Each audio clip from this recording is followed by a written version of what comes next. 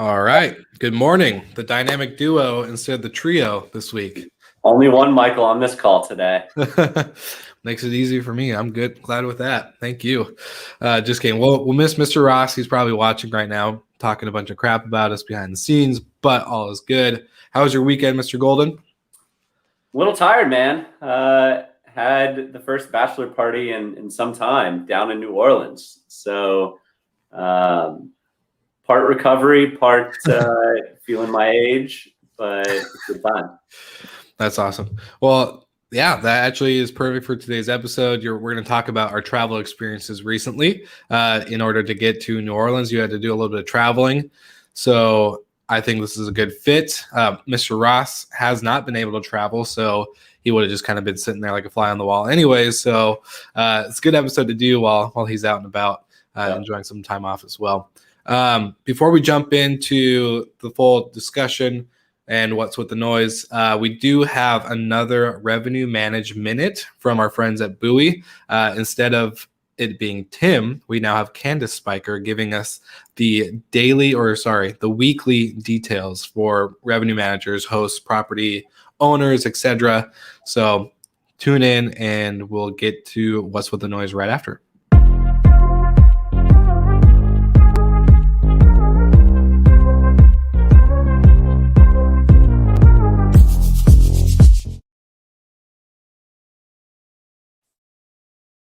Revenue managers across North America are wondering if recovery summer is truly upon us. Well, it depends on where you are. Louisville, for instance, is opening doors to regional travelers May 14th through 15th, with concerts and a big basketball championship scheduled for the weekend. Same goes for June 11th, where a youth volleyball tourney marks the highest priced night of next month. Dallas events are a hit or miss. A rescheduled concert and an auto show are elevating rates June 22nd through 24th. Revenue managers shouldn't overshoot August 17th, though, because the ASAE National Conference has been scaled back this year. Finally, to Montreal, where we lost both the Grand Prix and Oceaga in recent weeks, but there's no need to panic. We anticipate elevated leisure travel over July and August, giving you plenty of opportunity to make up for lost ground. This has been Candace Spiker with Buoy's 60-second forecast.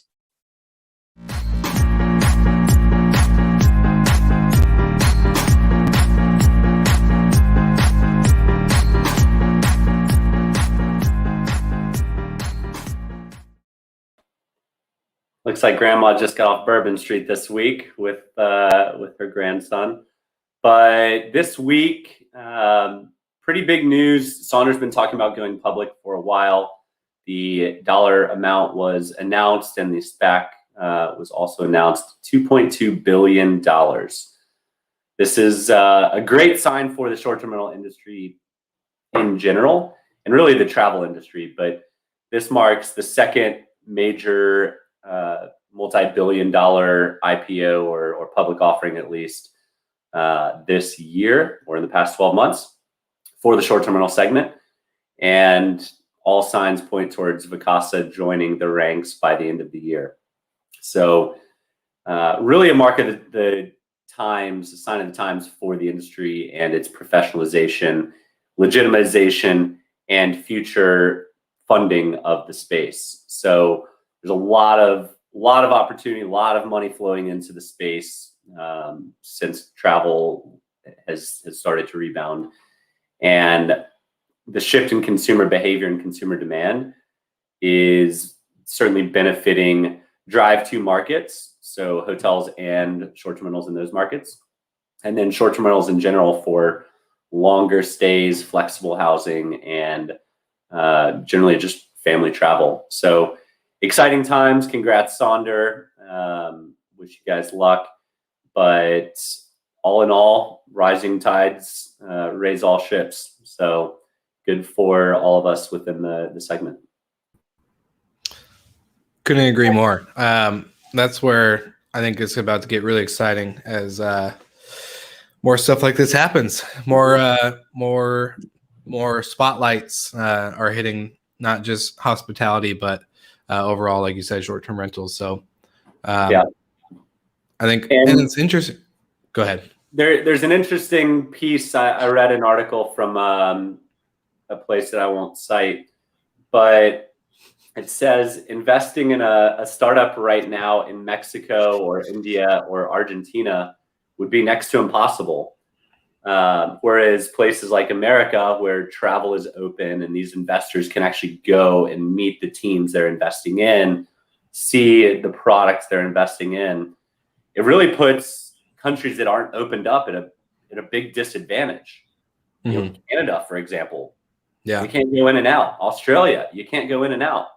Like they have funding that they can get within their own countries, but external financiers or investors just, it's going to make it tough. They're going to be 2 or 3 steps behind the US and the UK, really, especially on travel investment. And it's kind of a shame. A lot of good things, Oyo, has come out of India, right? A lot of big things have come out of places that are not the UK or the US. Heck, even Sonder started in Canada. They ended up in San Francisco, but lucky for them. But yeah, it highlights an interesting point that the longer countries struggle with COVID and keep shut down, the harder it is to rebound. And segueing that into the topic, I've been to New Orleans many times. I live within driving distance, been going there since college and having a good time. One of my favorite cities. I've never been for Mardi Gras, but this past weekend was the most crowded I've ever seen New Orleans. And there's people coming in from DC or from New York or from California where things have been locked down. They haven't enjoyed themselves. They can't go eat at a restaurant inside or drink at a bar, you know, without having capacities of people there. So I talked to some of these people and they're like, yeah, of course, like now's the best time to go to a city we've never been to that we always wanted to go to, like New Orleans. And New Orleans and Florida and some other, you know, southeastern states are really capitalizing on it. And they're jumping ahead in recovery a lot faster than the states that aren't. So we'll get into the good, bad, and ugly of the rebound of travel and a lot of things we've talked about on the show previously, kind of in predictions. But first, want to get your thoughts on some of that. You're out of Seattle or out of Washington, and I'd imagine restrictions are still fairly tight. Yeah, and there's actually conversation of going back to phase 1. So we have for our management company, we only have 1 property live, but we have another bigger property with 5 acres coming on board. I've already had people ask to do their wedding there because the venues they're going back. They're going backwards instead of forward, even with vaccinations, even with people being vaccinated and all this other stuff. So it makes sense. Like the reason these bars or restaurants in other cities that are open, we've had almost a year of pretty strict lockdowns. Now a couple states and counties have been opened up a little bit longer than, like Arizona's, finally opening, and, Texas and all these other places are opening a lot more than others, like you said. So that's, over 12 months of revenue loss, basically, where they were supposed to be performing at a high level. So yeah, it makes sense that they're open up and that people are flocking there because let's be honest, it's not fun to see the same 4 walls 24/7. And I just traveled to San Diego, which is California is still pretty locked down compared to most. But I was kind of shocked when not gonna lie, I was blown away that there was that many people out and about when I got there. It was busy from the moment, like granted it's a big city, but still people everywhere all night long. The first night when I was there, the roads were blocked off and people were walking and going to all these different restaurants and outdoor seatings, and there was no real capacity limit there. Yeah. Look, for me, being around people is energizing. Yeah. But you want to talk about sensory overload, from lockdowns for a year into Bourbon Street, that's like jam packed and sights, sounds, smells, like everything. Majorly sensory overload. See, I've never been to New Orleans, so like I'm kind of curious to see because I saw in the beginning of the lockdowns where it was like bare naked streets, like nobody was there. To now, which with all that, with give or take Mardi Gras crowds, but it's kind of sounds interesting. Sounds like fun. Yeah, for sure. So, in general, I'd say a lot of the crowd was more drive to than it has been in the past. Okay. But I think there's certainly plenty of bachelorette kind of parties. That's what I was there for. Mm-hmm. But in shifting away from the excitement of getting to it, there were a lot of challenges that we're used to not facing. So mm-hmm. we were there just for one night. There were 9 of us, so a short-term rental didn't make sense, and we did stay in a hotel. So shout out Marriott, what's up? The Sheraton's probably a 50-story hotel, one of the biggest down there, and check-in process was pretty smooth, pretty easy. Got in the room early, and you have to valet there pretty much. There's no parking. So access was good. Welcome emails, all that. Download the app. Not sure why I had to download the app because they don't have like the ability just to walk to my door. They don't have the mobile. They don't have the mobile check-in. No, they have a mobile check-in, but you still have to go get a key anyway, so it doesn't save you any time. It's kind of pointless. And so room's good, clean, all that. I'd say the struggle with the hotel. So there's 2 points of a hospitality touch point that you can win at. One is the check-in, and then one is the checkout. Mm-hmm. On the way out to valet for them to pick up our car, took them 45 minutes. Sunday morning, everyone's leaving. Took them 45 minutes to get the car. Did you guys call ahead? No, like you normally don't have to call ahead that much, and wait 45 minutes. But it's just like sitting at a restaurant and you're ready to leave, and the host or waiter never brings your check.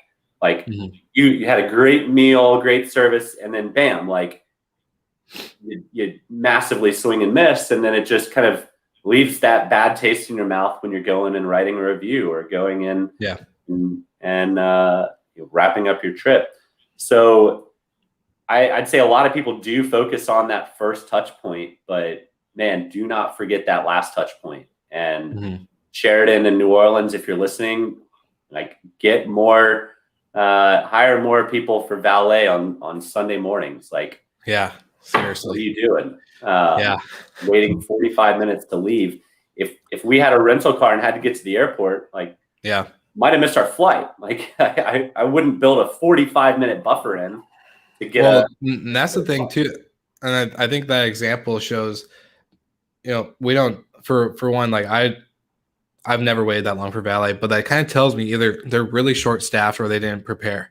And I'm curious to know how many people or how many other hotels are struggling again to find a simple position such as valet. Like, did you see any kind of like, just kind of curious, out of any job or like help wanted, anything there? Nothing like, no, we're hiring type statements? No? Interesting. No, I mean, it was probably, if it's 50 stories and I don't know, 20 rooms a floor, like sounds pretty huge hotel, and they had two people working valet. Like, if you have, and half the place is probably turning over on Sunday morning. Yeah, so 100%.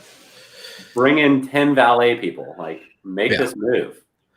So, yeah. Well, now I'm curious from a front desk standpoint, how was the check-in experience? Other than like, that's weird that they made you download the app because there's no Bluetooth keys. So I don't understand that point, but the overall check-in, experience for you, I want to know. Yeah. So I've got status. So you get in the fast line, and it was pretty easy and straightforward. Like, I didn't have to wait. I walked up, gave me my keys, and off we went. So it was good. There wasn't much of a line on the regular check-in either. but because they made you get wristbands to kind of make sure you're staying in the hotel when you walk in late at night, I guess. I guess that's the thinking behind it, but kind of weird. Like I could just show you a room key instead. Yeah. If you're wondering. So I had to wear a stupid wristband the whole weekend. Like it's not a resort or anything. Like I'm not getting anything for wearing this wristband. So that was strange. I don't know who made that decision, but yeah, I think maybe part of it is they're short staffed on security. So they want to be able to flag people that are not staying there more easily. Another thing, like we rented out the presidential suite for the bachelor party, or for the bachelor really. And when we arrived, they said, so someone else booked that one. They were told it's going to be another night for it to be cleaned because the group in front of them was a little too rowdy. Yeah. Terrible experience. Like they have one of those rooms in the hotel, and you've got your expectations set, and then downgraded. Like seriously, because of a party. Well, I know of a sensor that kind of can help these hotels from parties getting too rowdy. And if you want to talk, it's called Noise Aware. I work there. Holler. But like that cost them. The guy that booked it is like the premier elite status with them, and he was pissed. Like it's garbage that you have that experience on a one night bachelor party. Like you expect to get it. So, you have to think about the downstream effects of having issues like that at your hotels. Yeah. And at your rentals, right? Like if that was a rental home, you'd be screwed. Where else are you going to put them? It still wasn't unless you have what we wanted, but they at least had a suite. Yeah. Well, and the fact that you have a presidential suite that's booked 2 nights in a row, you would kind of, and they're usually bigger square footage. They have more amenities. They have this, they have that. That requires a bigger housekeeping team, which henceforth should, be prepared for back-to-back, especially in that type of city where it's kind of known for people to come for bachelorette, bachelor, whatever type of, stays. It's kind of a, shocker to me, actually, to be honest, especially for, it was part of the ugly, right? There's the bad is not having valet, and then the ugly is getting downgraded, right? That's about as bad of an experience as you could get. So besides just straight up not having a room, which I know can happen sometimes too. So I mean the highlight on the good, I guess one more bad, they did still have restrictions on like tables in restaurants had to be 6 feet apart. So lines were insane. We wanted to go to Acme, which is kind of a famous oyster house for New Orleans. Shout out Lino Maldonado, knowing the owner, getting us a reservation to a restaurant that didn't have reservations. The line is literally like out the door, around the corner, a block long, and there's like 12 tables inside. Wow. And we walked in with 10 people after a 2-minute wait. So there is still hospitality. It still exists. The service was fantastic. And it was a great experience. I'm just glad we didn't have to wait in what must have been a 2-3 hour line. Yeah, for real. That's crazy. Yeah, I'm just thinking about my trip to San Diego, and there was a lot of places that you would be walking outside and you just are like, nope, not even going to attempt to go in because there's a huge line. And then even if they had a small line, it wasn't a place that you probably wanted to go at. But the nice spot was if you found the outside like dining that they set up on the sidewalks and there was some empty chairs or tables, you're more likely able to grab those. So that was kind of what we did. We saw a lot of good open outdoor seating.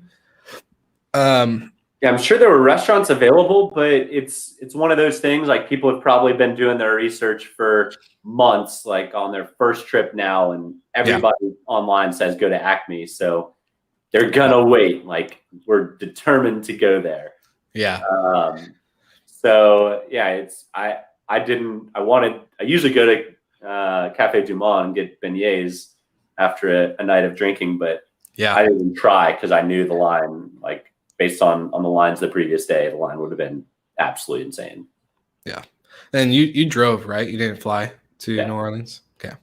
Yeah, I was gonna say flying is still an interesting experience. Like in the beginning, it was all right, you have to have an empty row in between, which I personally liked. I'm not a tall guy, but I have longer legs than most.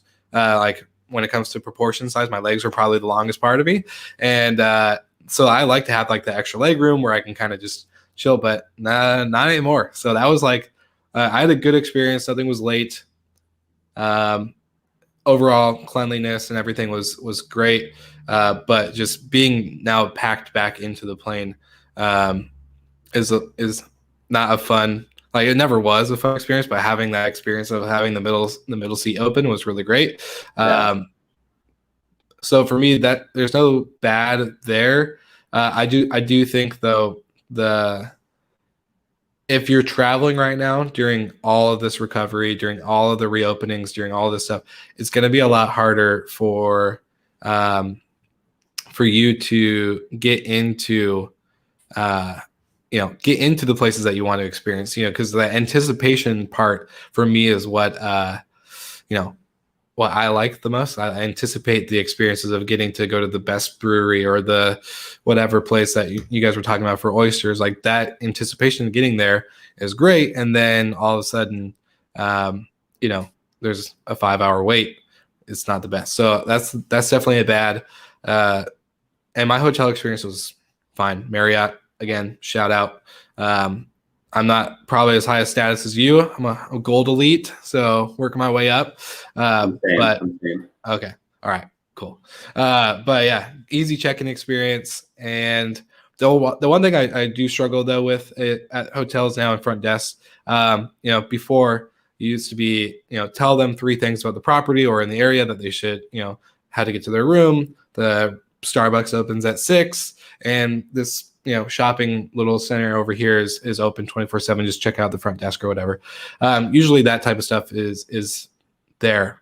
I haven't been getting that at all. Like it's like, all right, you're on 12th floor in a corner room due to your preferred room type on your profile. Training, right? Probably not the training that they're used to getting, and you lost a bunch of staff during COVID,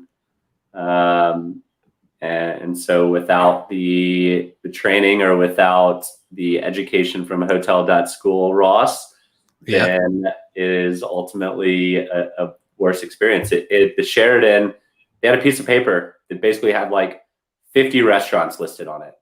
I'm sure their most common question is, where should I eat? It's like, well, here's a piece of paper. Like, not really the most hospitable experience either. But Ross, to answer your question, it's been great. Nobody's talking over one another. There's no confusion around which Michael should speak next. So I don't have to say Mr. Ross or Mr. Golden. That's nice. For anyone who's listening and not watching on the live or the replay, we have Mr. Ross commenting in on YouTube saying, how is the show going today without him? And like when Mr. Golden was gone the last time, we did miss you. So for this time, Mr. Ross, we miss you too. Kind of. Just enjoy your time with your family. Yeah. Enjoy the family time. So yeah, I don't know what other experiences other than, it's really busy, lack of training, lack of staffing. What type of other stuff? Like I want to focus on, like, there's got to be more good. I think we've said quite a few, bad or ugly, but I think there's tolerance for not perfection right now because you just are excited to be out and about. So, I mean, advice is plan extra time, get there ahead, make reservations if you can. It's not the time to just figure it out as you go, because you're going to waste a ton of time, especially in cities or states that it might have extreme restrictions on amount of seating.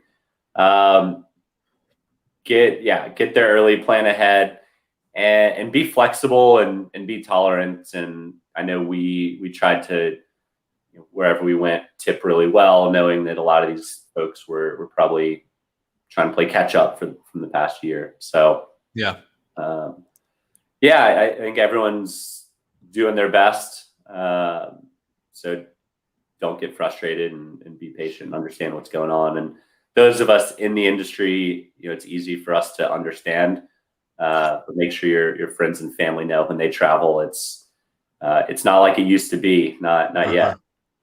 Yeah, totally agree. I love that. That's the one thing, no matter what, even pre-COVID, telling friends and family, like, hey, when you're traveling, here are the good, know-hows or go-to things I always ask or suggest.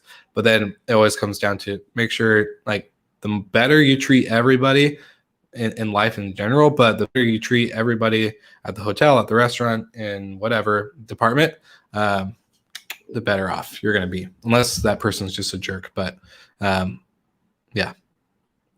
Nice. All right. Well, sweet. Anything coming up for you this week, Mr. Golden? I know we both love Mondays, but Monday's just the beginning. It's always something to look forward to start. So anything coming up for you guys and Noise Aware, or with anything in your life? Yeah, well, personally, this will be my last full week at the home office. I'm going to be hitting the road the rest of the month for a night or two each week the rest of the month. So awesome. Super excited about that. Ready to get back on the road and wear my mask on these flights for a long time, and same old. So yeah, a lot of getting all that stuff in order and getting out ahead of as much as I can in the coming weeks. But yeah, there's some really big stuff coming down the pipeline, and just trying to get it across the finish line. Amen. Couldn't agree more. Well, sweet. This has been a great episode. It's been nice to not have to go back and forth between three people, but Mr. Ross, we do miss you. We'll see you again next week. And yeah, tell the Oliver crew. Awesome. Well, thank you again, Michael, and I'll see you soon.